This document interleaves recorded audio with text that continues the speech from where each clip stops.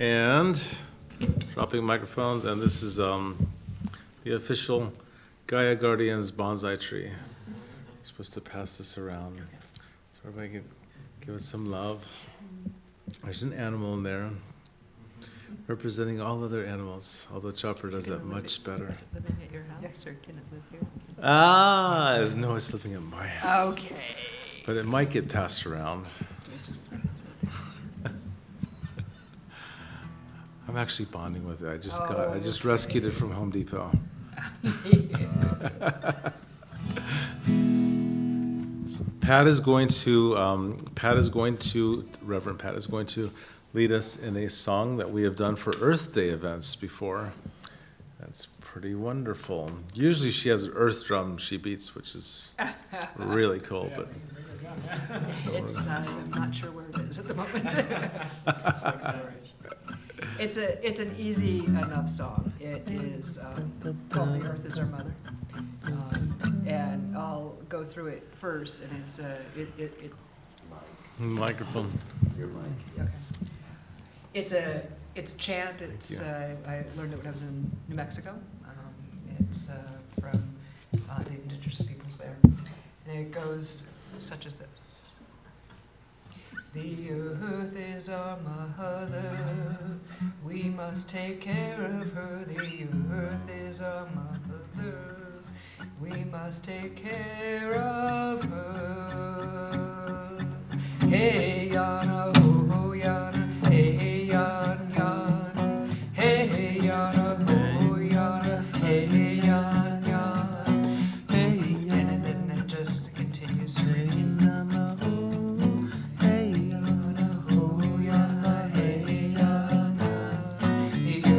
Is our mother, we must take care of her. The earth is our mother, we must take care of her.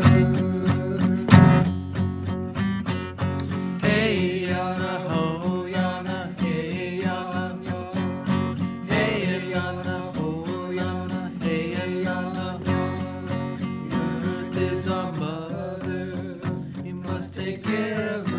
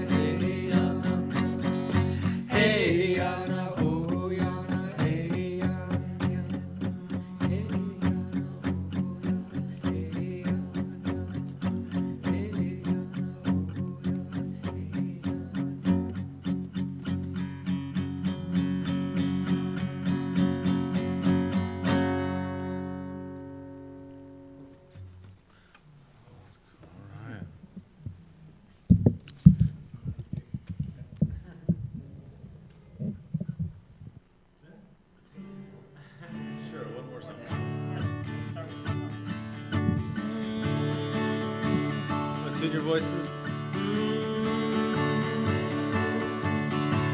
Don't mind me, I'm always a little flat. We've got the whole world in our hands. We've got the whole world in our hands. We've got the whole world in our hands. We've got the whole world in our hands. We got the fish in the sea. In our hands, we got the fish in the sea. In our hands, we got the fish in the sea. In our hands, we got the whole world in our hands. We got the dogs and the cats. In our hands, we got the dogs and the cats. In our hands, we got the dogs and the cats. In our hands, we got the whole world in our hands. Trees of the forest, we got the trees of the forest. In our hands we got the trees of the forest. In our hands we got the trees of the forest. In our hands we got the whole world in our hands. Somebody else. Got the earth and the sky? We got the earth and the sky. In our hands we got the earth and the sky.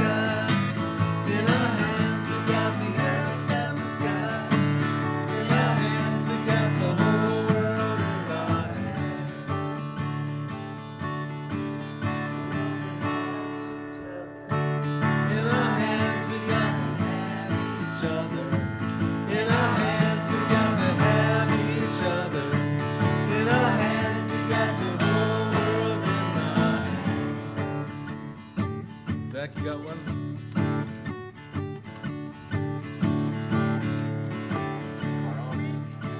Oh my God, did you have to say that?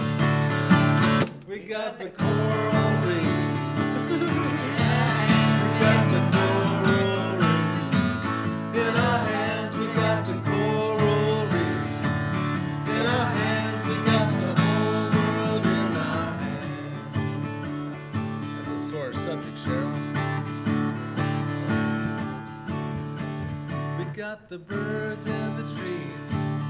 In our hands, we got the birds in the trees. In our hands, we got the birds in the trees. In our hands, we got the whole world in our hands.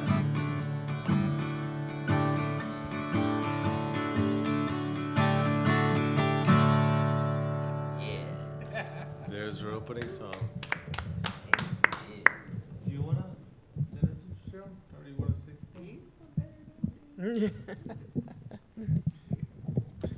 Ladies and gentlemen of the broadcast world, and the rest of us,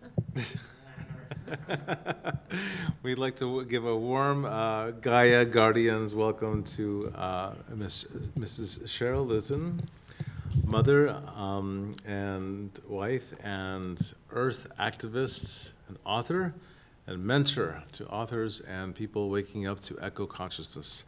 And she's here with us tonight. So, woo! Yeah, one last thing, if anybody wants to call in live or text in, please use 310-780-8714, and we will communicate your message or speak to you live. Thank you.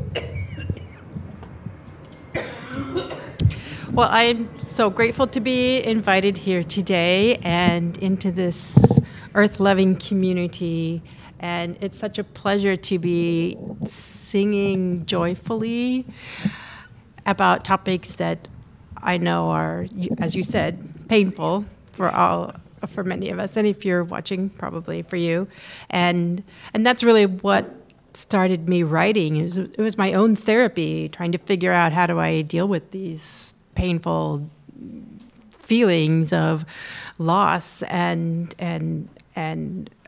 a sense of insensitivity on the part of the big players that you look around and see in the world. And so I needed to know that there was something that I could do as one person that would make a difference. Certainly, it's great to be in community, and I am so grateful to be welcomed in. It's also important to me on just a day-to-day basis going forward, believing that there's something that I have to give that's going to make a difference. And so that's what started me writing. And so the book, if you choose to pick it up, is not a top 10 list of things we can do to save the planet. I'm sorry. It's not. No, there are no answers in the book. There's more questions, and there's more of my own fumbling around looking for the answers. And at the end of the day, I found really it's about finding what makes me feel good, what makes me feel like I have something to give that I feel good about. And that is on a good day. Not every day is a good day. There are days when I feel like the pitiful meow at the bottom of a well. And yet it's the intention, setting the intention that I believe that there is something that I have to give, and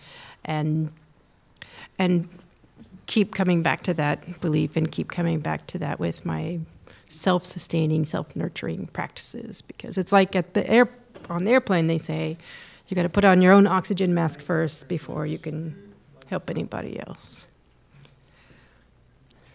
So that's the introduction. If you would like me to read a little something from it. I would love it, but it's not nice to disagree with the keynote speaker, right? Yeah. But I do.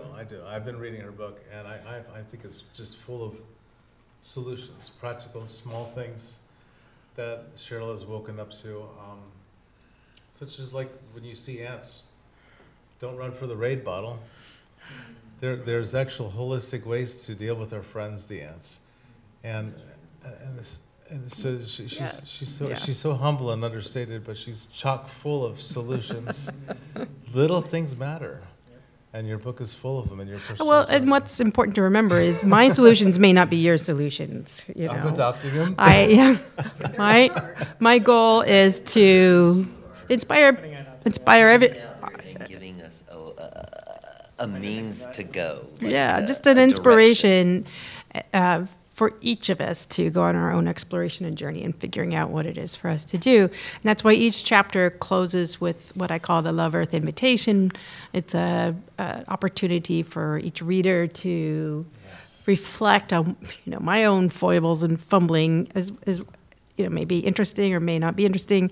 At the end of the day, it's important for each of us to decide and to explore what is for me to do. How do I feel about this? Yes. And also, Cheryl, the reason why Gaia Guardians started is because you started it in your house. I couldn't believe you were inviting strangers into your home, giving us wonderful food and love like we were your family. And that was magic, pure magic for me. And it just had to be as soon as I would have the opportunity to either join you or begin a group. Thank you. Thank you. So we are not only here to listen to you speak, but to pick your brain Oh no. on your ideas and what we can do if we actually have a successful go at it, using multimedia and the internet and As a practice group. all these things. Yeah. How do we? Yeah. As a hub. Yeah, Maybe. I actually worked with two other people and organized and co-facilitated a group we called Earthkind, caring for expanding our awareness from just humankind to all of Earthkind. And we met for a couple of years, and it's a struggle to find the time, the place, a lot of people expressed interest, and yet, people are busy and there's They show traffic up. and there's.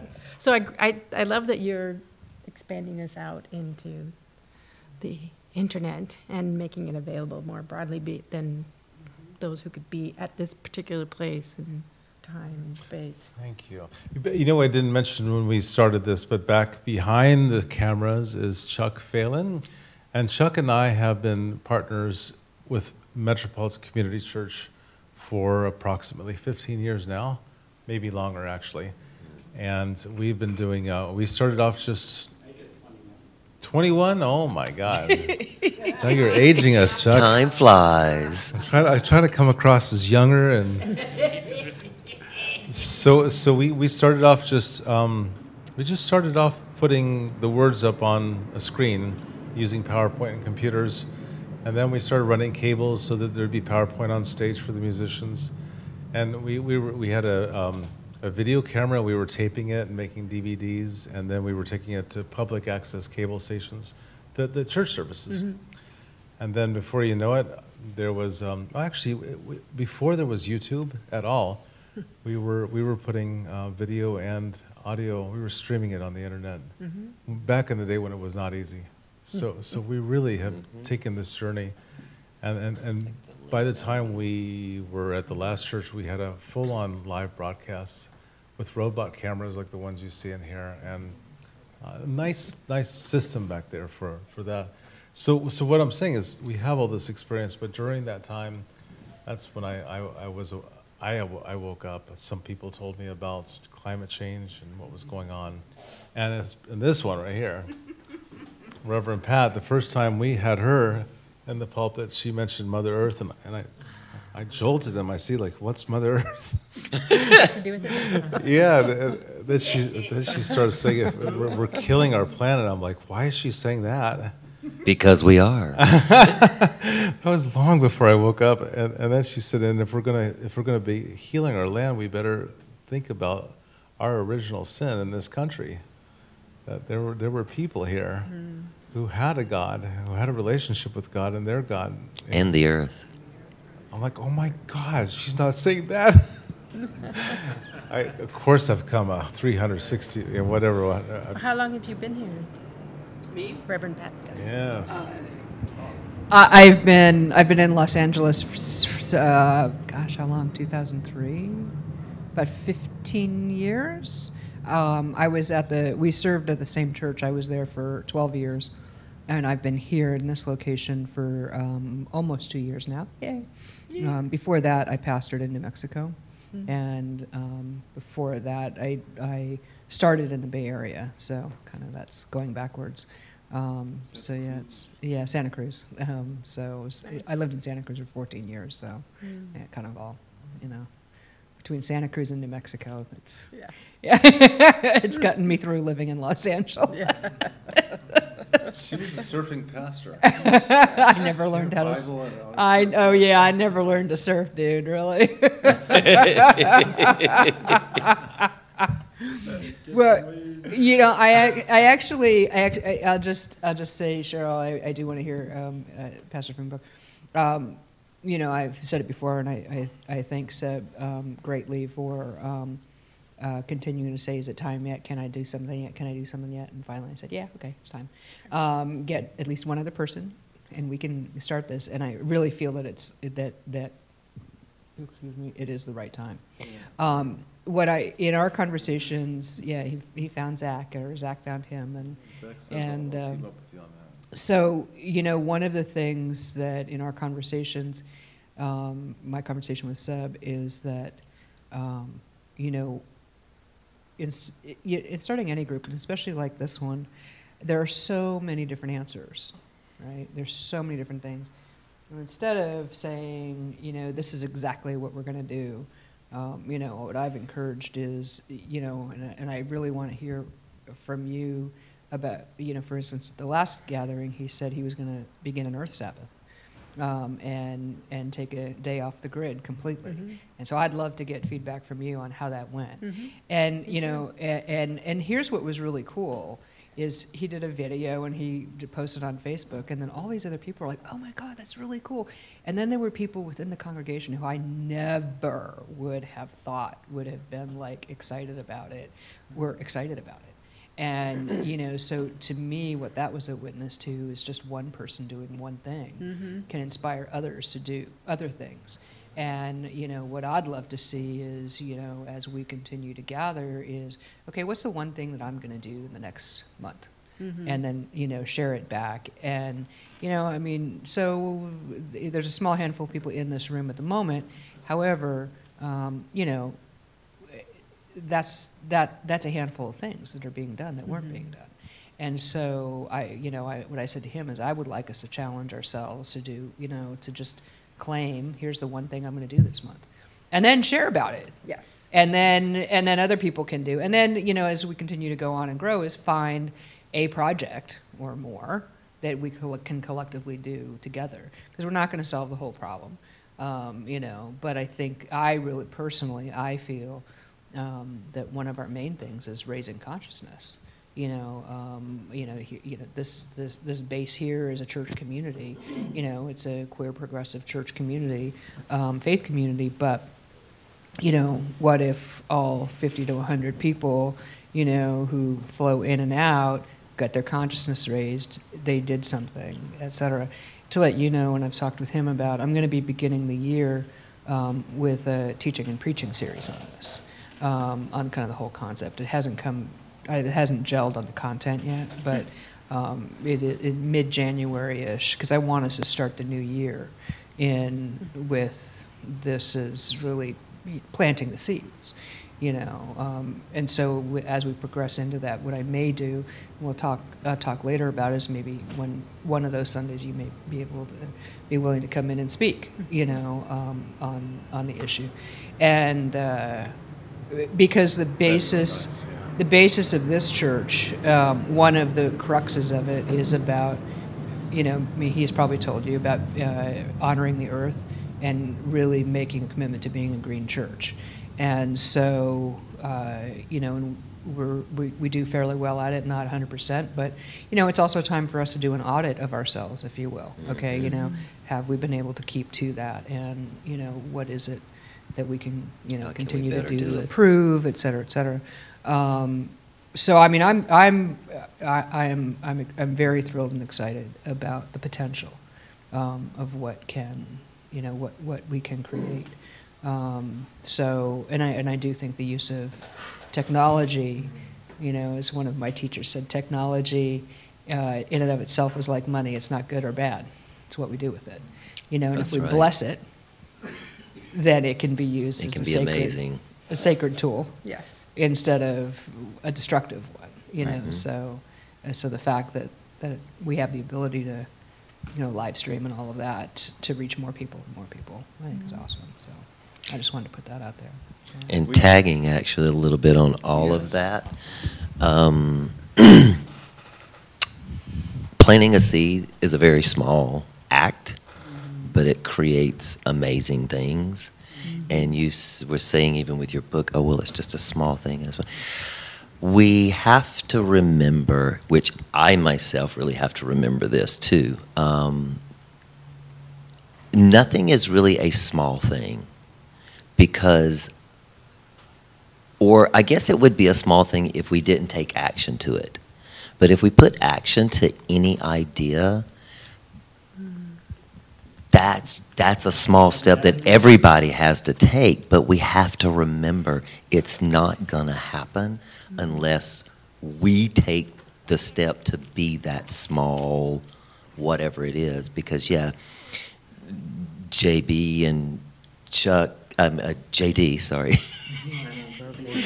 There's another one here at the church, and I get them confused only by letters because I'm dyslexic as well. But anyway, again, what their ministry has become through the founding church, through Founders MCC, I mean, we have ladies that go and watch in a cave. A quiet cave. So like it's touched, like that one small thing you guys started, has now multiplied abundantly. And if you didn't take that small step or share even the idea, to me, that is the biggest step for me, is to actually share my idea with somebody, because not only am I like putting life to it, but I'm like if they agree and think it's great, then I'm gonna have to take the responsibility to like live up to it too. And that scares me, but also like somebody saying, oh, well, that's never gonna work or whatever. Right. But there again, I can't let that deter me if it's something that I'm passionate about. And the one small thing that to me is grandly overlooked, that was told to us by our Father who created us and created the earth, was He just wanted us to take care of the earth and His people and the things He created, and let Him provide everything else and be the judge. But we as man have totally taken it upon ourselves to be the providers, make this happen, make that happen, and take away the humanality or human kindness within our society. And it's just, we got to figure out how to bring that little simple thing back, because it is simple, but it's so hard, and especially with today's fast world. But yes, thank you for taking that small step, and thank you for taking the small step, and you for planting the seed. Well, your latter point, that's a bigger picture question, and I am at the very small step level. So I appreciate your But thoughts it takes on that. Yes, your thoughts. We wouldn't on be sitting the here if you small didn't do step. it. Yeah, and I tell a story in my book about walking and seeing just the cracked open halves of a baby bird shell. It was tiny, and it made me stop and think about small things. To me, that is a small thing. I could have easily stepped on it and not even noticed it. And yet to that mother bird, that was everything. So for each of us, I think it's important to bring it into a perspective of what it's important to me, as opposed to thinking about, well, how is the world going to view this? And what's we, important as to me, other is putting people my, listening to you, sharing your idea, that's like putting your baby bird out there, and it's fragile and it's easily crushed and it can be frightening, and yet it's like it's that level of, it means the world for you to and get your we, idea out there. as outside people listening to other people, have to take a minute to remember what it's taking, and not necessarily be so objective, maybe, or subjective more so than, like, hear what somebody says before we make a decision about it. Like, go, oh, that's stupid, crazy. Why? Oh, I'll just step on that. Why? That doesn't. Why am I going to take the moment to? Right. But in reality, when you think about it, and later on, usually, I know in myself, I put my foot in my mouth a lot of times. I'll say something, and then all of a sudden, like 5 hours later or 2 hours later, I'll be like, oh, that person had a point. Like, I see it, It's hard in this world, but we really got to just figure out how to be a little more simple. And I have a challenge for you all to consider is, and I heard this someplace, I don't remember now, or I would give credit, is that we stop saying the earth because it objectifies our planet. It's like the table, the floor, the earth. It's like something that we can do things to. Whereas if you say we are here to care for earth, we're here to, it's more like caring for a person, that with whom we feel in relationship. We are in relationship with earth. And earth is our mother. We don't say earth is earth is our mother. Well, even the word earth, that's why we picked Gaia. Right. Just because all the other planets have Right. Greek goddess name, Right. Greek god and goddesses names, but You don't go but to we're the not Jupiter. personifying the Yeah, earth. that's It's true. like we'd refute. We're not even, like you said, we're just not going to look at it or not going to acknowledge that fact or come to terms with the fact that we're connected and we're bonded and we're birthed by the earth. So it is our mother, truly, more than any of the other planets. So we're like looking for other situations, just beating around the bush.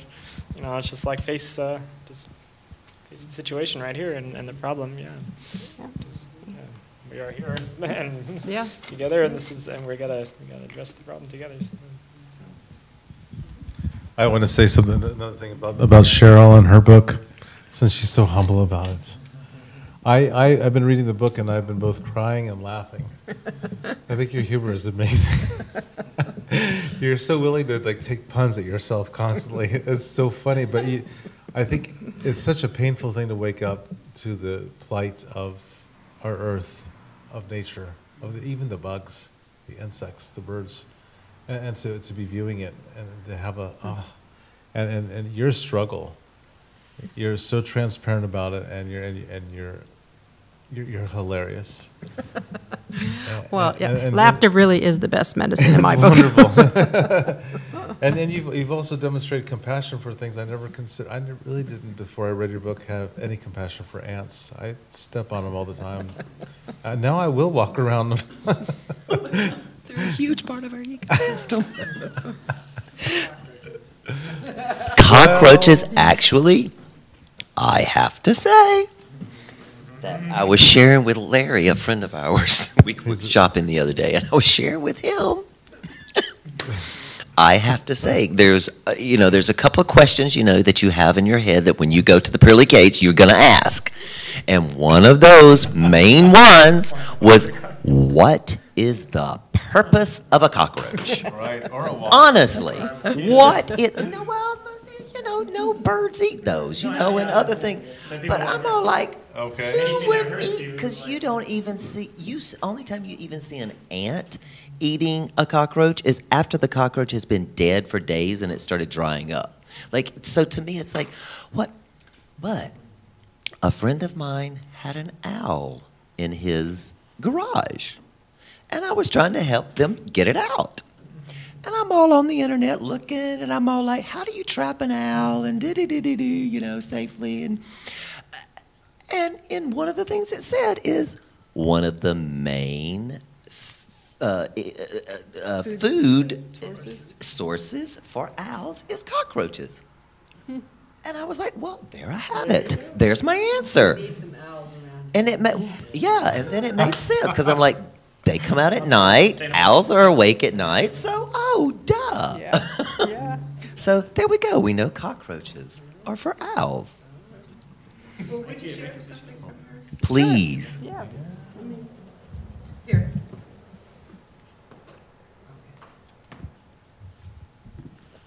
Did you bring your glasses tonight? Yes, you did. Yeah. Oh, it was Davina. You weren't at her book signing. She started reading from her book and she realized she didn't have her glasses on. Oh, really?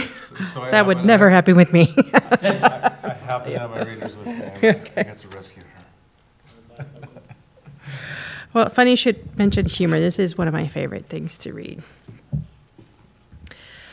It's called, Chuck, do you want to come and join us?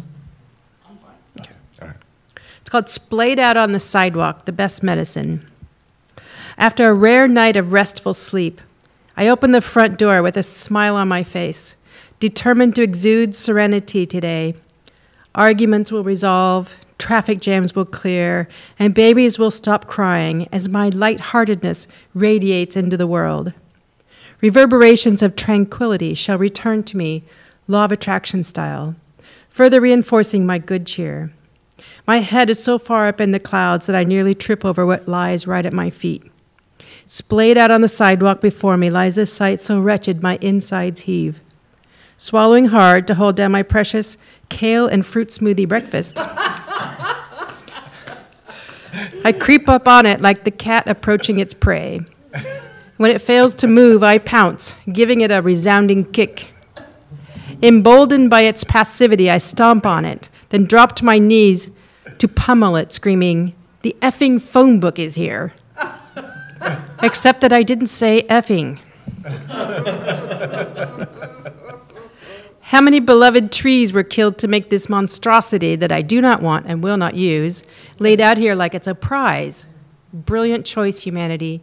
Chew up the very lungs of this planet to make these dinosaurs that are out of date by the time they are printed. Hasn't anybody heard of the internet? I pound until my fists nearly bleed.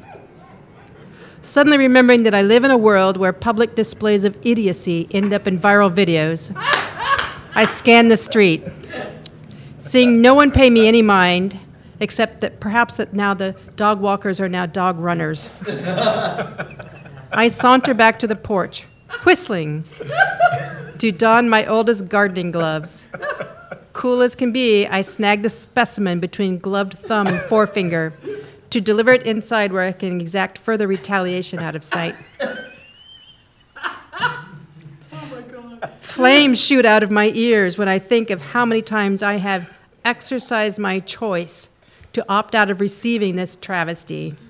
Is that National Yellow Pages consumer choice and opt-out site just one big sugar pill to placate us bothersome ecotypes? Or has my registration expired? Yeah, that's got to be it. Perhaps I just need to renew it. The shred of hope I hold for humanity urges me to check. Lovely Googlia has saved my login info, sparing me the added distress of locating yet another bleeping password. I'm in no shape for that kind of vexation. My account page pops up verifying that I have already opted out of receiving all 4 directories that are delivered in my zip code, which prompts me to query, why is this effing phone book here? Except I didn't say effing this time either. Taunting me, that's why. It's the sledgehammer shattering all my illusions so that small acts make big impact, ridiculing my desperate belief that what we do matters. I give it another shove and barely contain a sneer when the vile thing careens to the floor. Turning back to the computer screen, the veins bulging in my bloodshot eyes nearly blind me to the sustainability tab on the website. I cackle when I espy it. Seriously? How can printing the effing phone book be sustainable? I choke back some unprintable words, then click on the link. All right, so I'm going to skip over some of my too much information. I just need to. All right. The whole chapter's that good, though. Okay, all right. I'll pick up here. This whole opt-out debacle reminds me of the legal wranglings a few years ago that I have meditated and medicated to eradicate from my memory. Back in 2010, Eco-Minded Seattle passed an ordinance to reduce proliferation of these useless tree-killing directories. The city had estimated that phone books generated 1,300 tons of waste each year, costing $190,000 annually in disposal. Each of which sounds like a legitimate basis for discouraging these albatrosses. Stomping on them only goes so far. The ordinance required publishers to post an opt-out notice on the cover of every directory and to pay a fee for every book distributed as a means of funding the opt-out registry. The industry sued, claiming the ordinance violated their free speech rights, among other things. The lower court sided with the city. And what did the Ninth Circuit Court of Appeals, that supposed bastion of liberal bias, the court that found the phrase "under God" in the Pledge of Allegiance is unconstitutional, say on the matter? The Ninth Circuit sided with the industry, because phone books aren't just about the ads. The court said the directories are entitled to the full protection of the First Amendment and its guarantee of free speech. The court then found that the city could have addressed the environmental concerns in other ways. All right, that's not what I meant to read, actually. That was good, though. Okay. All right. Okay, so I'm going to skip ahead just a little bit more because there's just a lot of. Okay. There's a lot more about the phone book than I thought I wrote. Here we go. Boy, you really. Yeah. Weary of the whole phone book ordeal, I decided to get out of this phone book attracting house. I'll go water the volunteer veggies that have managed to sprout in the garden box, despite my neglect. A bazillion pumpkin plants, the progeny of last fall's Halloween decor, beg for water. I long to be in the company of those who appreciate the resources they are given. Stepping outside gives me a good dose of vitamin D and enough solar radiation to burn off the remnants of my rant. I pick up the garden hose and resolve to resume my peaceful demeanor, humming as I go. In the very next bleeping breath, all bets are off, all hopes are dashed. When I could not make this stuff up, I espy another effing phone book. This one is splayed out on the garden path to the street, mocking all my fine que sera, sera. My opt-out option has been ignored not only once, but twice. This kind of outrage is the reason why I've taken to locking up the liquor cabinet. Or maybe my husband did that, whatever. Shaking with rekindled wrath, I drop the garden hose and make a hard left, skirting that yellow-paged intruder. I head for my car where I direct my pal Guglia to take me someplace sane. As she sputters, I rely on my own autopilot, fuming all of the way to the park. Grabbing my trusty park blanket from the hatch, I march to the pond edge where I throw down the gauntlet. The blanket, I mean. Sinking my supine self into solid earth, steam from the hot pot of my fury vaporizes out of my ears, cartoon style like a steam engine in the Old West. The noonday sun brushes my flushed face with tender caresses as the trees overhead sway in a gentle breeze. One moment, old soul bakes me, and in the next minute I'm chilled when Mr. Bashful retreats behind the clouds like a rejected lover. A cheerful sound pierces my gloom. Someone sure is cackling, I think, having a grand old time. Lucky her. Then a throng joins in, and the infectious sound of laughter almost lures me out of my funk. Almost. But I resolutely hold fast to my righteous indignation for Earth. Even so, I can't resist sitting up to find out who is still having so much fun. Today is just Tuesday, still 76 hours, 37 minutes, and 15 seconds before Friday night happy hour, not that I'm counting. Maybe these merrymakers can give me a reason to lighten my mood before then. But the chuckling ceases before I can figure out who they are. What, the Liberty Bell? Am I so desperate for a happy sound that I'm inventing merriment? I may have bitten off just a bit more of that therapeutic dark chocolate than WebMD recommends. I'm about to lie down when it begins again, and I realize the source of the hilarity is not human. A gaggle of Canadian geese honks like Shriners on tricycles. Leave it to the Canadians, no doubt chortling over the manic tweets of a certain American president, to carry on like old coots in broad daylight. And I say that with all due respect to the green-footed coots, because one of them just walked by, giving me the stink eye. Cannot make this stuff up. The cackles of the geese tickle an inner instinct for self-preservation, one that begs for a mirthful means of venting the ego rage. Like Valentine Michael Smith comes to mind, that Martian-raised human of Stranger in a Strange Land, when he finally gropes or comprehends human humor. I found out why people laugh, Smith said. They laugh because it hurts so much, because it's the thing that'll make it stop hurting. Well, Amsterdam. Maybe Reader's Digest had it right all along. Laughter really is the best medicine. The iron fist around my mirth motor loosens, and a single chuckle escapes. Or maybe two. Or maybe so many that I fear I may not be able to stop. Isn't that how you always see the crazies carried off in straitjackets in the movies, laughing maniacally for no reason? If only I'd changed out of my yoga clothes before running away to the park. The slept in these clothes look is not supporting my case for sanity. As my self-restraint arm wrestles my mushrooming mirth for control, I flash what I hope is a reassuring smile at the family on the blanket near mine. Maybe they would giggle along if only I could explain to them about the geese. Kids like funny sounds, right? But I'm clenching my teeth so hard in a failed effort to contain my own cackling that I can only snort geese, which might have sounded like cheese or bleach, I can't really say. The parents debate whether to move to another side of the park, away from the scary gray-haired lady. I'm sure this is the case, which totally kills my hilarity high. What kind of society frowns upon public guffawing anyway? The health benefits of laughter are legion, from reducing blood pressure and stress to toning the abs. Sign me up for all of those. Oh, it would be fine if I were with a group, I suppose. It's the laughing solo that's suspect. If I were with a group of cacklers like the lucky geese, there would be no castigation. But don't we suffering solos need a laugh more than anyone? In bold defiance of a meaningless social more, I loosen the clench and laugh even louder. Lo and behold, the geese across the pond begin to cackle along with me. Just a coincidence? Perhaps. Okay, yes, most likely. But I, like the self-congratulatory directory publishers, take credit for it anyway. You're welcome, humanity. I have spread mirth in this world.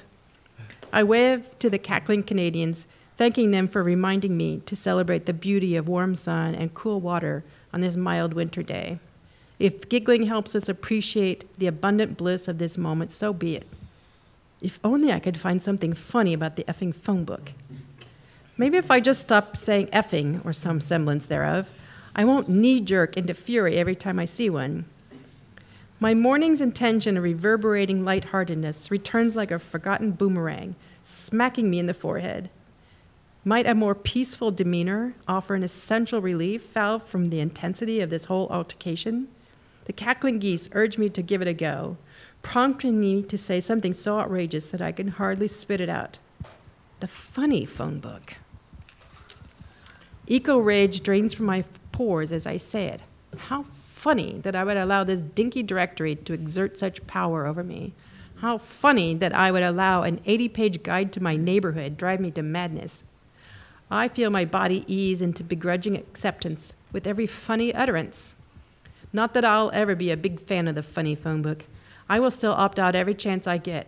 I will still give the publisher of the York Valley Directory an earful about the importance of respecting Earth's resources and of honoring opt-out requests. And I will use the coupons of the books that I do receive as a way of honoring the resources devoted to creating them. And if another funny phone directory ever darkens my path again, I will drop to my knees, chuckle, guffaw, and pound the pavement. Even if the white coats come for me, I vow to surrender unto the blessings of mirthful medicine. Who says the universe doesn't have a sense of humor? Oh my God! That is fabulous. Wow. Okay, what did you do before you wrote? Right? I'm dead serious. You are hilarious. I did not have funny jobs. Okay. I was a geologist and I was an environmental law attorney. Okay. And I had a little store and then I had time off with the kids. And, Oh my God. Wow. yeah. Oh my And God. yeah, it's not all funny, but that's a fun one to read out loud. That is. You do have to put up with those facts and figures that I skipped over in between. Oh my God. But gosh, That's the a- way you that's- write, though, it's that just, oh, it's great.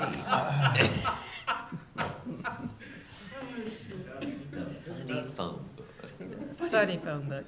That's amazing. Cheryl, that's great. Thank you. Place one left. And it's true, though. Yeah, exactly.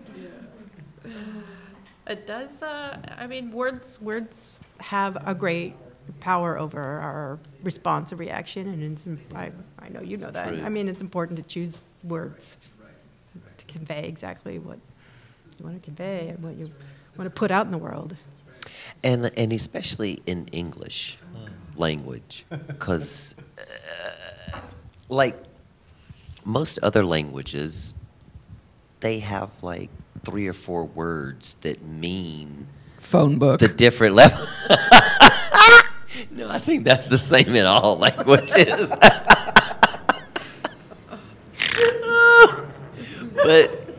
but you know, like just even the word love.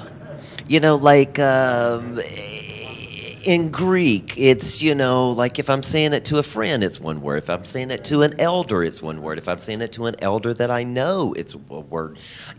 There's a specific And still word, so there's that you know importance the of choosing the right levels. word, right? Right. So but you know be the sure. levels. You have a choice. Yeah. You want to be With sure you're using English, the right we word for your really grandparent have versus to. Well, that's true too.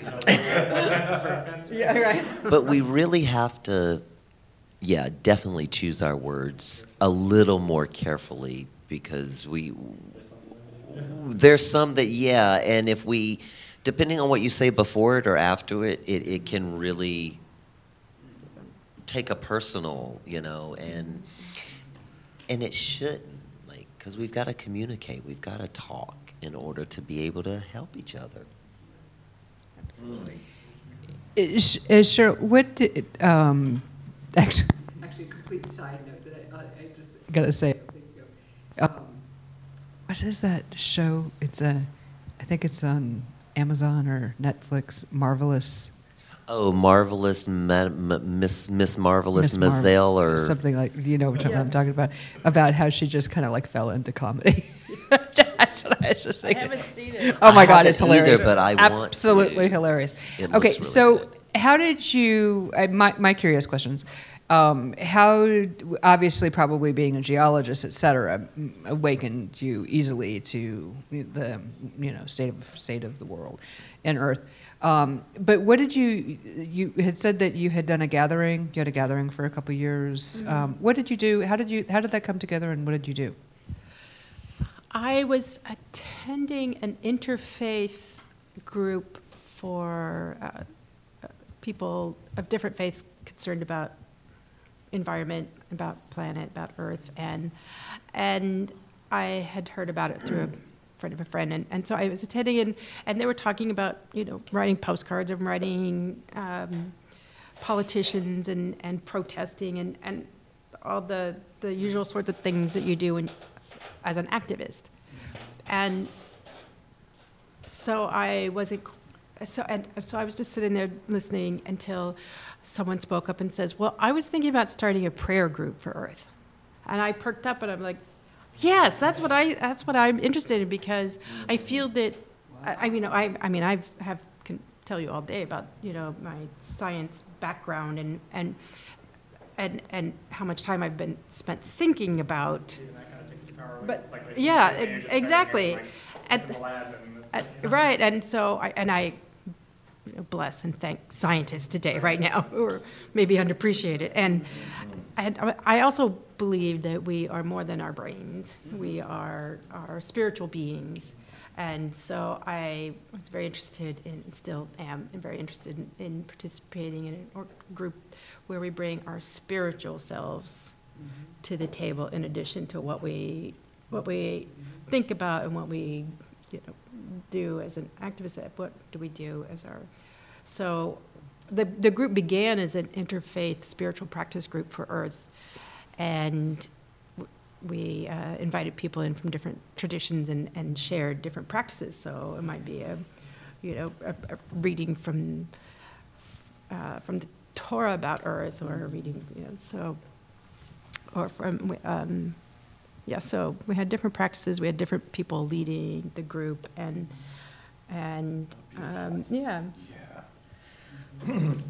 That's what because there are a lot of people, thankfully, right now all doing about that here too. The interfaith Right. thing. Usually there's symbols of all the religions on the walls. Yeah. But keep going. Sorry. Yeah. Yeah, that you asked Yeah, so, how it got started. yeah, and then how did it evolve? It's just, it didn't. Well, I came at a good time. Yeah, it was a constant struggle because a lot of people who are active, a lot of people who are interested are already active in many things. Right. That's the challenge. That's okay. We have a new generation coming every year. A new what? A new generation coming every year. And we didn't have him tonight, but we do have a young gentleman who is very interested, and he actually always has been, but he just never had the resources, knew how to, do anything or get in with anything. So there's hope that there are young people that do want to be a part of this. Oh, the young people are a big. So yeah, it's hey, everything happens at the right time, right? Yeah, The time of the universe, not our time. That's why I really want you to read the transcript that I typed out. These are very important things in there. His name is Daniel, and this is Zach. Zach's only 21, Daniel's 25, and Daniel says the young people want to be invited. We want to be invited to the table of helping out the earth. We want to be Fantastic. we want to be included. And he said it was very important that we put this, that we tape these, we videotape them, and we share them out. And there's an true African American woman. She's from. She's African. Yeah. Yes, From South Africa. Yeah, she's not African American. She was saying, go into the schools, find out how to go into the schools, make colorful flyers, market this, because the hunger is out there. People want to get involved. I believe with all my heart that global human revolution is the only answer. And oh yeah, I'm sorry. I'm surprised Chuck didn't say use the microphone. Sorry about that, Chuck. So when I woke up to the environment and I started studying after the Al Gore and Convenient Truth, and I started buying all those books and reading it, and I saw that the truth and the solutions were being presented, but who was buying? I don't know. I couldn't see the movement happening, but I did see a tremendous amount of effort being done by the fossil fuel companies, and even politicians to just create this illusion that there was a debate as to whether or not humans were causing the weather to get warmer. So I saw all that, and Don't get me started. Yeah. I know, but I have to go now. no. So I was thinking. Look. Phone book time. Oh, look. As, right. I know. That's going to be the trick. As, Yeah. Take away. Phone book. So as a songwriter, I started with some other songwriters, Songs for Earth. And we were committed to writing songs, and we did concerts, Earth concerts about that. And I kept on thinking, how do we support the scientists? And that is still my desire and my belief, is that the artists of the world, the comedians, the writers, the musicians, the singers, as we wake up, not only as creative people can we cross borders and international and cultures and everything else, because it's musicians do that. I mean, we just automatically get along, but we can support this truth that our modern day prophets, our scientists and environmentalists have been trying to cry out to us. I have a lot of hope in my heart that this is going to help. And you said in yourself in your book, I love the way you said that climate change is not a judgment call; it's a wake up call. Yeah. Yeah. Yes. Yeah. And Cheryl, you also that's really good, you're so beautiful in teaching me also that if you start talking about the problems, it just shuts you down. And if you read the transcript, you'll see that other people were saying the same thing. We don't want to hear the bad news. Right. Yeah. Yeah. We got that. Yeah, we got that. Yeah, got that. I know. Plenty. Oh, yeah. Yeah. Yes. Yeah, to just get out of our heads too, because just everybody's all, like you say, in their own little world, and they're like thinking about themselves, and just kind of everything's just chatter about, and even about this when you try to talk about it, there's facts and figures. And I myself study environmental science. I go to Pierce College, or used to. I'm pretty much done, but we're going to transfer or whatever. But I'm kind of in limbo right now. But anyway, it's just. I think we just need to open up our hearts more, and that's where art comes in. That's where creativity comes in. Just connect with each other through our hearts, and that way we can open it up and just have some compassion for the earth and for each other, and just, instead of just like reading articles and facts and it's like we give our power away when we don't have the love in our heart, like the self-confidence enough and that we can change things. There's a saying, facts tell, stories sell. That comes from business, but I think it's true in this business of caring for Earth as well. I was recently asked to speak at a conference at the Living Earth Center in Mankato, Minnesota, and the other speaker did what I call there was two of us, and he did the heavy lifting, and he did the facts about what's happening with our climate and our planet, and thank you. I'm glad, because I just did my little thing. And what impressed me about his presentation was that, yes, he had some facts and figures. He also had faces of humans. People, a woman in Bangladesh, another woman in Africa, and these different places, and what her story is, what his story is, and how what's happening is affecting this village and this community, and not just, and I think that's how we're being called. We've always been called to connect with each other, is by telling our truth in our communities and our stories, and so the challenge, I believe, is to especially certainly keeping making these in-person connections, and also looking for ways to couch the story as a story, as how it affects people, because you can get one of those, end of year gift giving time to donate letters, full of facts and how many children are being impacted, how many of this, and yet you get one that's got a child's face on it, you're just like, hand me the checkbook, right? So.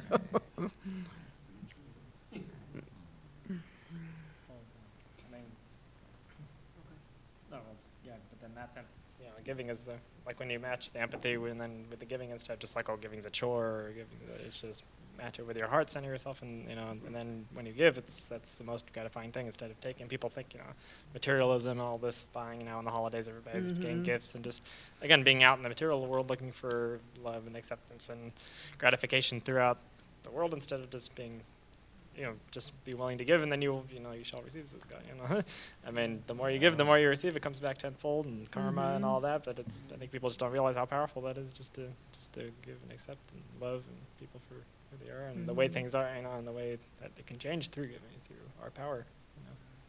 And it don't always happen right away, but the thing is, you just got to keep doing it. It's like, and I just thought about you saying that was, and that was the reason why I said it don't always work, so to say, in the ways. Yeah, so when people give up, they say, well, it didn't work. Because they do, but like say just last week there was a gentleman at a Starbucks somewhere who paid for the person's coffee in front of him, and for 3 solid hours it went that way. I mean, how cool is that? Just something simple. And imagine how bright of a day that those people had just because they received something unknown, unasked for, and they gave something away to somebody. So it's like, I'd much rather hear those stories. Yeah, I know, right? Right?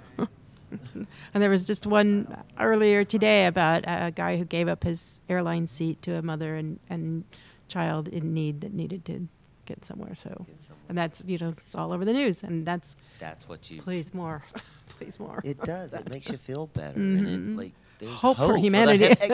Took the words right out of my mouth. Exactly. Hope for the humanity is still around. Yeah. And there is, because, I mean, hell, we're sitting here. So, and Every day is a gift. You just take it day by day. and again, yeah, like next meeting may only have us again, but we've got to keep doing it. And as long as we keep our hope within us and the success that it's going to happen, it's going to happen. And it is. Ding nabbit. Yeah.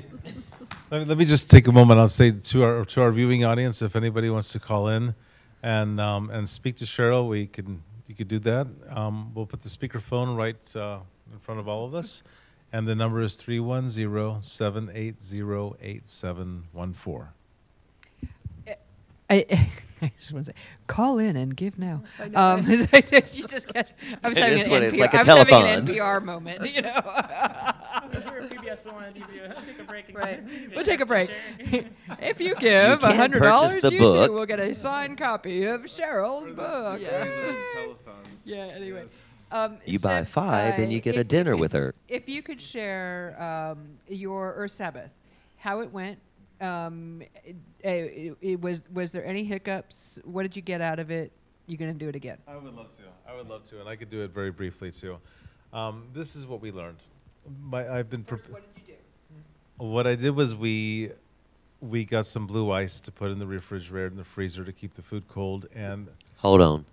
What, to people who don't know, Oh, okay. what Earth Sabbath Earth is? Sabbath. What is Earth Sabbath? Earth Sabbath is 1 day a week of none of our smoke. It's unconnecting from the grid, from the electricity that's coming into your house, or any service that would, like if you go shopping, then you're participating in the grid in that way. If you're on the telephone, if you're on the internet, so you unplug and say, I'm not going to be a part of it for a day. And I had no idea the blessing that was waiting, because I've been afraid of it. I've been getting this idea. Yeah. It's like pounding to me, like, you have to do this. Okay, I'll do this someday. And so finally, my partner agreed to do it, and we actually turned our fuse boxes off on the apartment. It was very daunting. It's like almost scary. And then suddenly there is no TV, and there is no internet, and we kept our cell phones available to us, but we turned off all services. So there was no Wi-Fi, and there was no way to call in, no text messages. And what we did to give ourselves electricity was we had a simple, cheap car battery, a DC inverter, and a charger to charge the car battery. We were shocked. Chuck loaned us his small TV, and we watched 6 DVDs that day. Oh, my partner watched most. Yeah. Well, yeah. No. See, the thing is this is a step into clean power, because clean power is all about batteries. Yes, and they also make solar powered generators Well, now. that's next. But I mean, if you could unplug, so that I've been getting this. In fact, I've been writing a book about this, because you can use electricity on Earth Sabbath, just no electricity that's connected to burning gas on that day. I've been getting that message for at least a year or 2 years.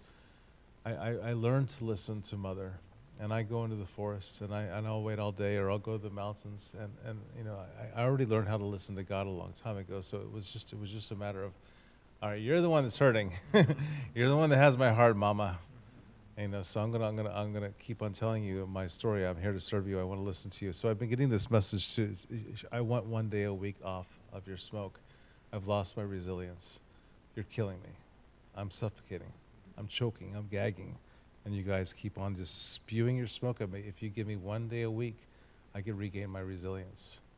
I will astound you at how powerful I am. If you'll just give me a break. It's a Sabbath, 1 day a week. And I don't know if that's coming from God or from my imagination or from the earth. It's subjective, so I can't prove anything. But I got to try this. And the thing I found out was, number one, the car battery rocked. And it was wonderful to have, there were lights on, there were cell phones got charged, even though we weren't using it too much. Those kind of things. And we had our flashlights, our rechargeable batteries happening, and those kind of things. But what I ended up doing is I had a lantern full of nickel cadmium batteries, and I read your book. I sat there and I cried and I laughed and I thought to myself, my God, I'm so present to this book. I don't remember being so into a book. And part of it is because I love you and I know you. And your writing is crazy awesome.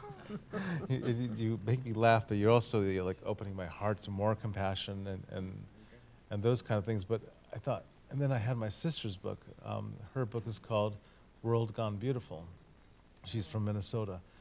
And it's also full of nature. And so I would read one chapter of your book and one chapter of her book. I had them beside me. And I was so deeply connected. And I also started having happy childhood memories, and they weren't happy before. I started thinking of happy Christmas memories, and I've been boycotting Christmas for so many years because of the horrible pain of my mom and dad divorcing and all these things. Growing up gay and in the closet and tortured, Christmas was a horrifying thing for me. And all I can remember is on this Earth Sabbath, unplugged from the grid, no Wi-Fi, I had so much healing going on. And a reframing of my past and my partner and I, intimacy.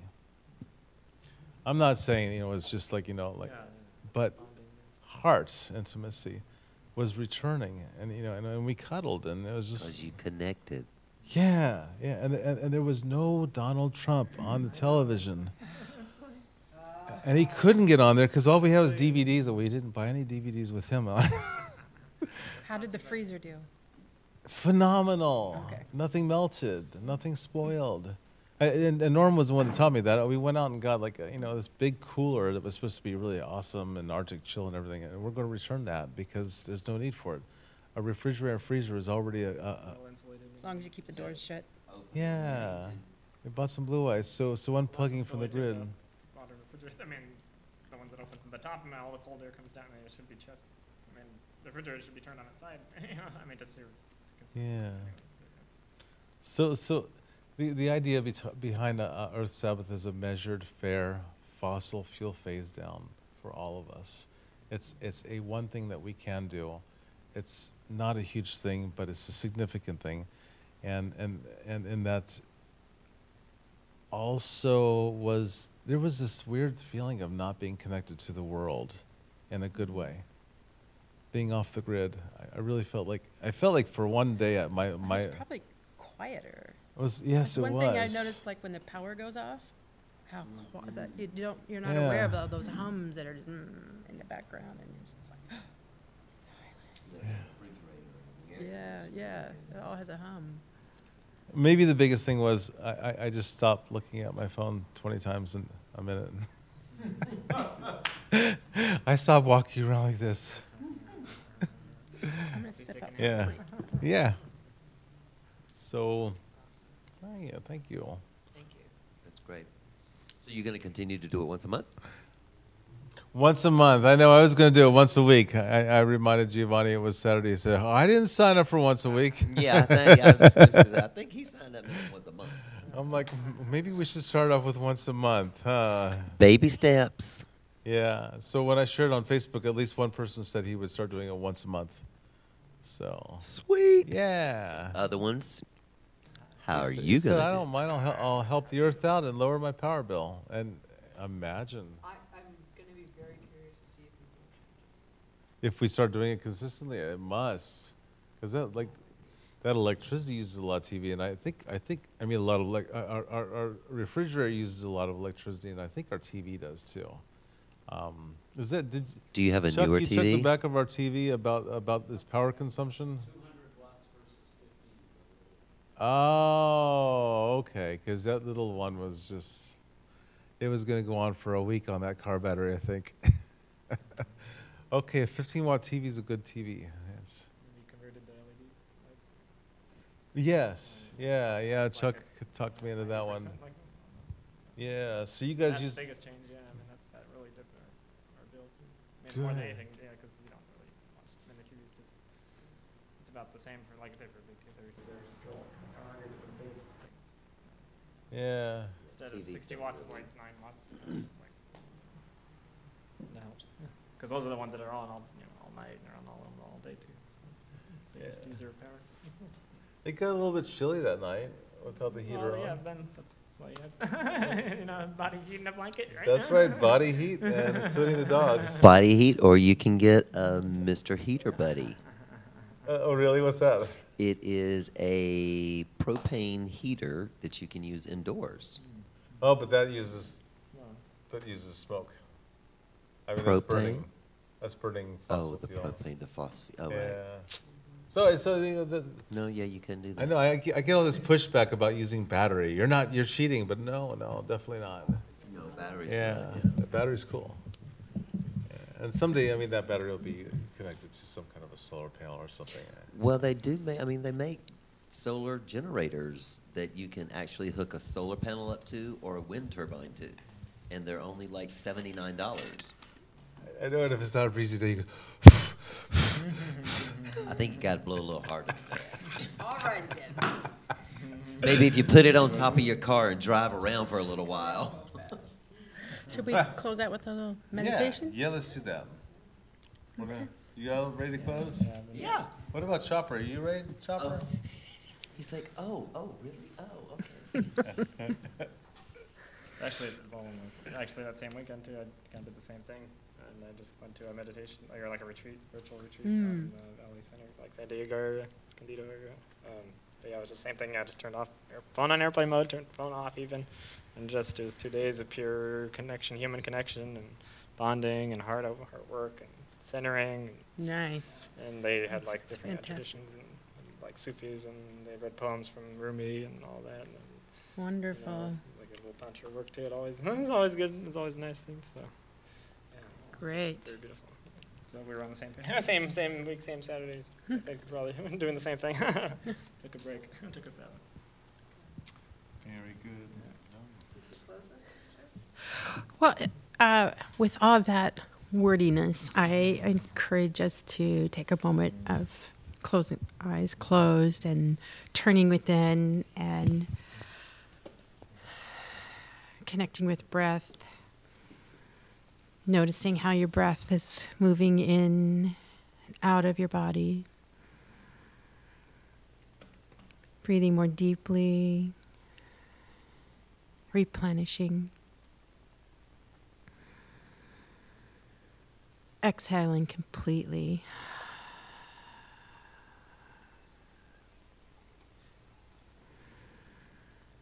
Just noticing your breath, how it is moving, the temperature of your breath as it enters and exits.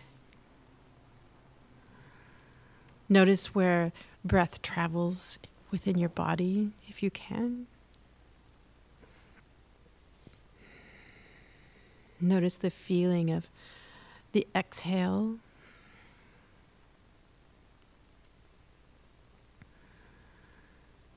Noticing every aspect of your breath. Your body as it rests in the chair. Noticing your hands in your lap. Feet on the floor.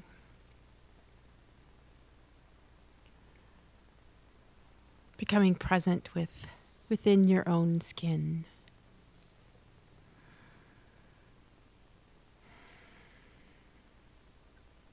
And when you're feeling a sense of relaxation, allow an image to form in your mind. And the first one that comes is perfect. Of any place on earth. Maybe someplace you've been, maybe someplace you've dreamed of going, maybe someplace you don't even know that it exists, except that this image pops into your mind right now.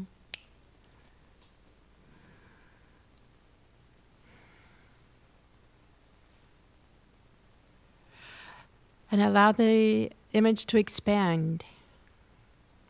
And if an image does not pop into your mind, choose one. Choose a place on earth. Immerse yourself in the scene of this place.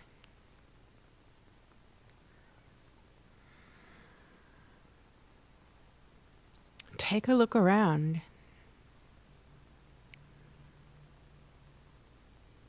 If you're standing Walk around, look ahead, look to each side, look behind.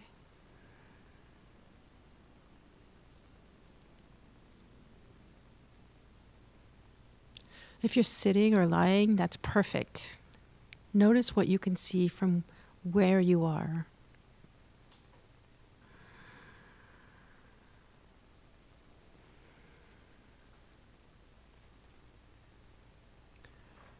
Now open your inner ears and notice if there are any sounds here.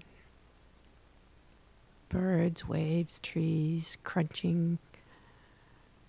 Do you notice any sound? Or is what you notice stillness?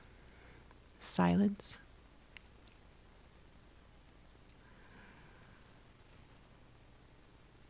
Notice even more presently what sounds are here in this place, if any.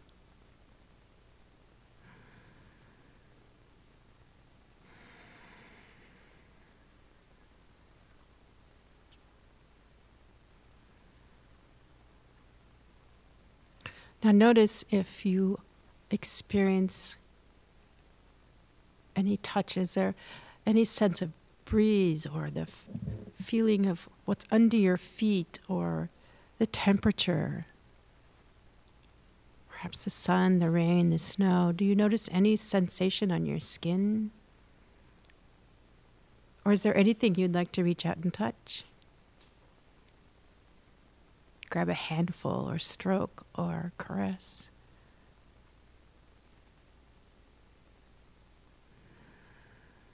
How does it feel to be here? How does it feel on your skin?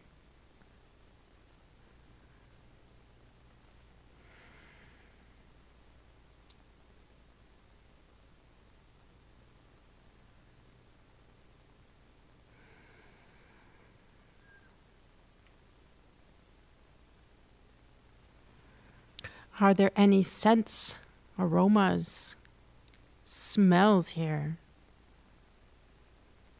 Is there something you'd like to walk over and get a whiff of? Do it.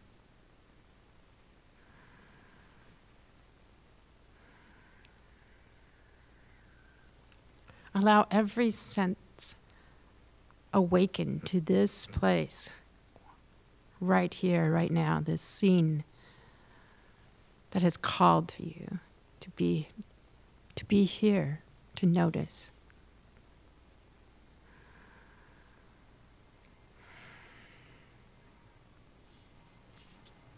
Is there anything you would like to taste?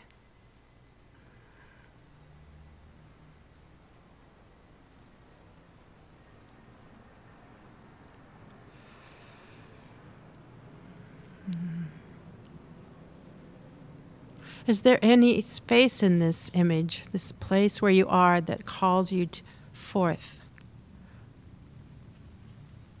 that captures your attention now? Perhaps another aspect you hadn't noticed until this moment. Or are you content to be as and where you are?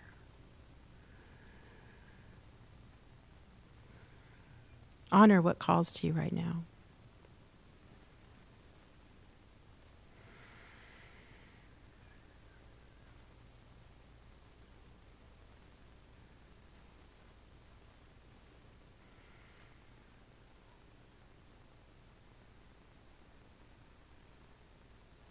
Notice too if there's any sense of other beings with you. Perhaps a presence, perhaps a vision, perhaps a critter, a guide, an angel. Do you sense or see or hear any other presence right now? Or are you alone in this scene? It's all perfect.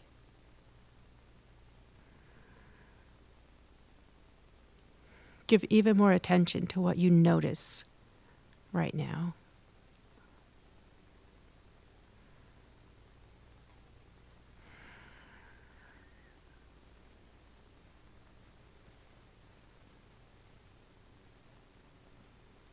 If any questions pop into your mind, questions of yourself,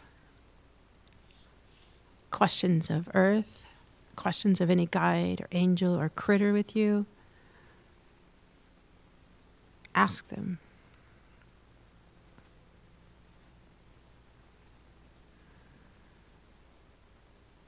Letting go, if you will, any expectation of receiving a response right here and now, knowing that every question is answered and will be answered in its own time. Ask what questions arise. Speak them out into the breeze, into the ethers, allowing God, universe, Mother, know the questions of your heart.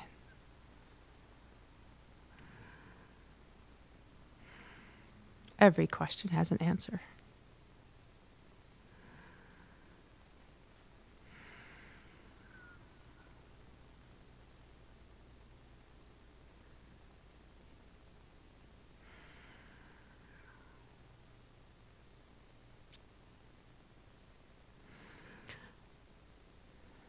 Perhaps receiving another deep breath with this. And letting go those questions that you may have asked, let them go.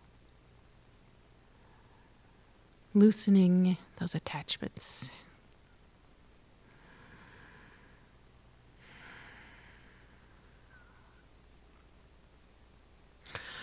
Now look down at your hands and notice if you see anything in your hands, perhaps a tool, a gift, an image.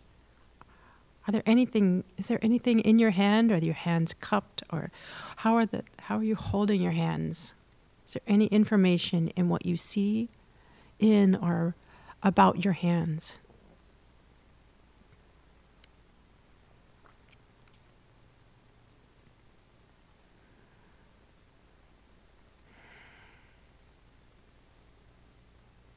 If you see something in your hand, hold it closely.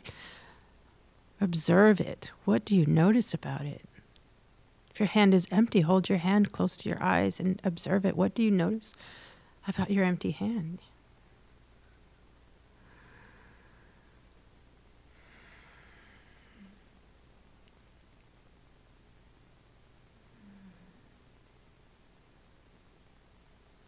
If what you see or what you don't see raises any other questions, be sure to speak those questions into the ethers, into the universe, into God's ear, as you will.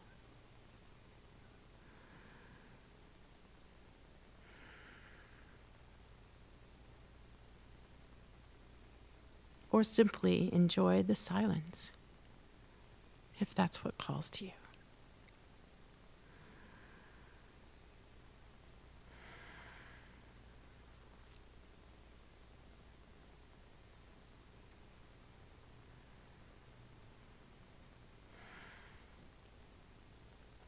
If you sense any presence with you, consider now if you have any words to share, or perhaps a gift, perhaps no words, perhaps an offering you'd like to make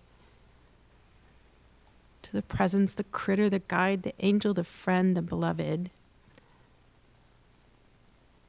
you may experience here. Make it now. Speak the words now. Or continue to enjoy your solace.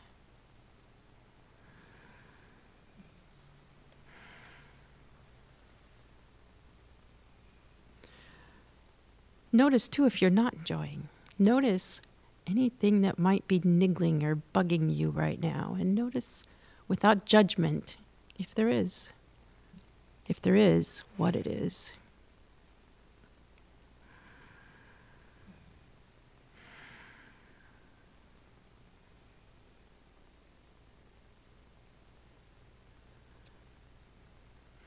And finally, noticing if there's anything else you feel called to do or to say or to release in this experience, go for it.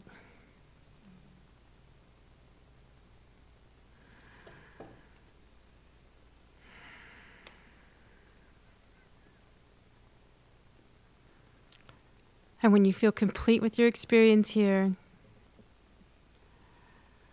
express any words of gratitude, of closure that come to you.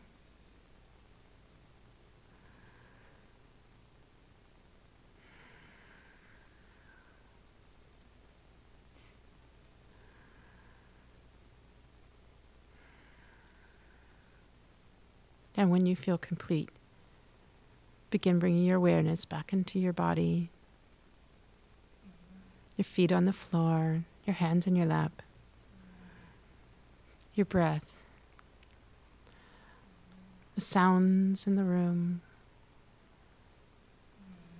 and open your eyes when you're ready.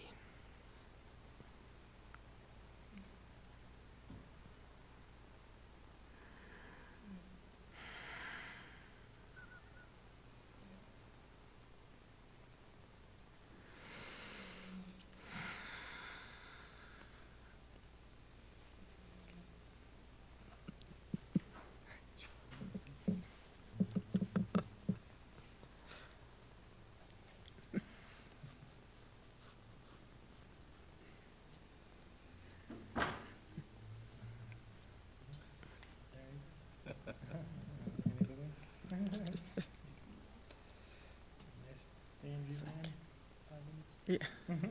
Would you see each other? Yeah, right. Yes. Squirrels. Oh, squirrels.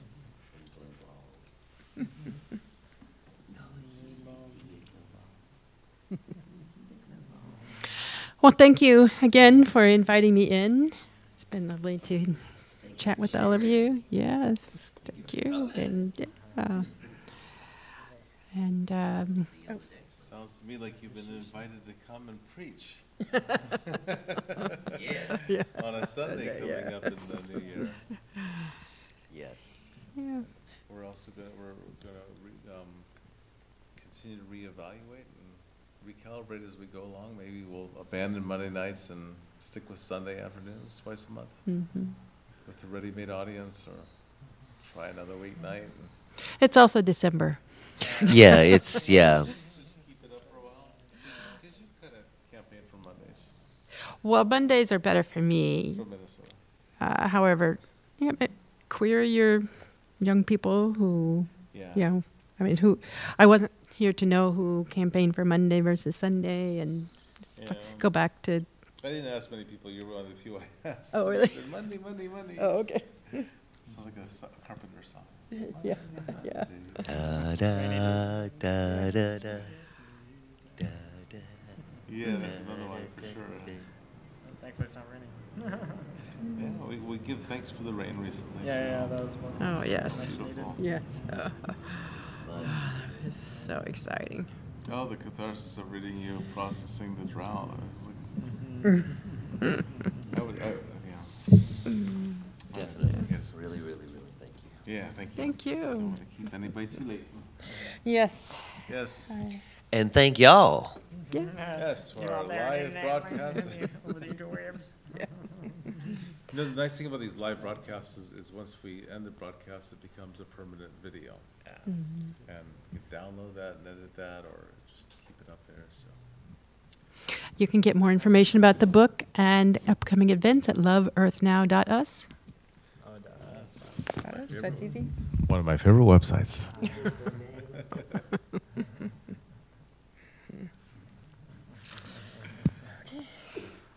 Oh, thank you, thank you. Yes, Thank thank you. you all. Come on in.